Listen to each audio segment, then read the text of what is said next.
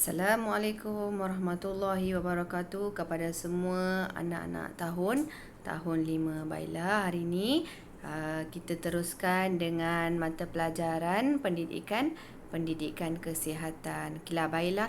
Tajuk kita hari ini ialah kesihatan diri dan juga reproduktif. Okey. Minggu lepas cikgu dah ajar kamu dah. Okey, sistem reproduktif manusia perempuan dan juga lelaki. Okey, kamu tahu kan, bezakan dan boleh namakan setiap bahagian untuk organ sistem reproduktif lelaki dan juga perempuan. Okey, kalau lelaki, cikgu ulang kaji sikit, kamu tengok kat sini ada zakar, testis dan juga skrotum. Manakala yang perempuan kita akan ada uterus, faraj, ovari dan juga tiub falapio. Okey. Okey, kamu tengok perempuan ada sistem reproduktif sendiri. Lelaki pun ada sistem reproduktif sendiri. Okey, sekarang kita nak tengok apakah maksud reproduktif.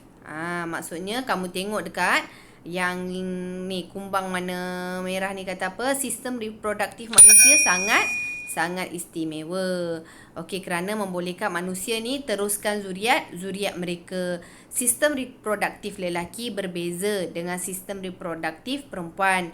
Kedua-dua sistem reproduktif ini akan matang apabila kanak-kanak lelaki dan perempuan mencapai akil balik. Okey, lelaki akan capai akil balik lebih kurang dalam umur 15 tahun, 14 hingga 15 tahun, manakala yang perempuan akan akil balik dengan lebih cepat, lebih kurang dalam umur 11 hingga 12 tahun. Ada yang 13 tahun juga. Okey, tapi bila dah matang sistem reproduktif, bukannya maksud terus boleh kahwin. Okey, maksudnya bila kita dah dewasa, okey, kita nak dapatkan zuriat. Jadi hari ini kita akan tengok bagaimana sistem reproduktif manusia ni. Okey, macam mana dua orang manusia boleh hasilkan, kita boleh dapat hasilkan zuriat. Okey, kita tengok.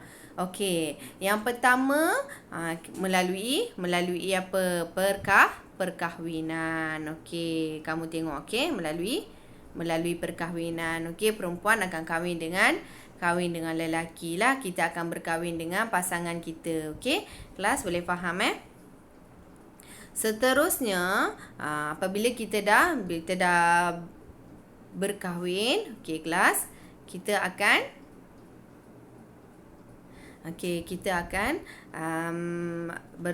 kamu tengok kat sini akan berlaku persenyawaan. Okey, apakah yang dimaksudkan dengan persenyawaan? Okey, kamu tengok persenyawaan berlaku apabila kamu tengok sperma disalurkan ke dalam faraj dan bersatu di dalam ovum. Okey, yang ni kelas kamu kena faham.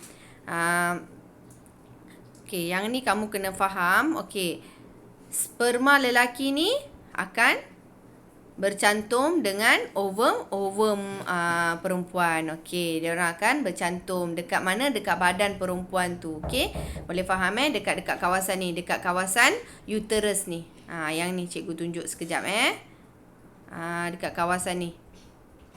Kawasan ni dia akan bercantum, yang mana selepas bercantum ni, hanya satu sperma aja yang boleh bercantum dengan satu ovum. Okey, kita tengok yang seterusnya ialah proses pembesaran janin. Okey, macam mana kita dah cantum mula-mula ni kan? Okey, yang cantum yang first tu kita panggil dia sebagai zygote. Okey, kamu tengok percantuman sperma dan ovum akan menghasilkan satu sel. Sel ini akan berganda menjadi 2, 4, 8 dan seterusnya membentuk zygote. Zygote ni akan melekat pada dinding uterus. Okey? Boleh faham tak kelas? Okey, daripada satu sel, dia daripada 2 sel, sperma dengan ovum, dia bercantum jadi satu sel, yang mana satu sel ni dia akan berlaku proses untuk menghasilkan berganda. Sel ni akan berganda menjadi 2, lepas tu jadi 4, seterusnya jadi 8 dan seterusnya membentuk zygote. Zygote ni pula dia bergerak dalam uterus ni, dia akan melekat pada dinding uterus. Okey, kamu tengok dekat sini. Zygote ni membesar menjadi embrio. Okey, zygote ni akan membesar jadi embrio. Okey, masa ni yang ni kamu belajar sangat basic ya. Cikgu nak ajar kamu sangat basic. Daripada zygote jadi embrio. Lepas tu daripada embrio ni dia akan jadi fetus. Okey, jadi kamu boleh tahulah embrio, zygote, fetus. Okey, perkataan-perkataan ni kamu kena ingat. Fetus ni dah macam rupa macam baby juga. Janin juga, tetapi dia kecil. Okey, seterusnya kamu tengok fetus ni akan membesar di dalam uterus ibu selama lebih kurang 9 bulan sebelum dilahirkan. Sebelum kamu semua lahir, sebelum cikgu lahir, kita semua ialah fetus. Kita semua ialah zygote dan juga embrio. Okey kelas, boleh faham? Hari ni cikgu terangkan dengan ringkas saja. Apa yang cikgu nak kamu buat ialah kamu boleh faham secara dasar apa yang berlaku dalam sistem reproduktif manusia, dan kamu boleh melengkapkan lembaran kerja yang cikgu bagi. Tangkap gambar, tulis pakai pen supaya lebih jelas. Tangkap gambar dan hantarkan pada cikgu Azura. Itu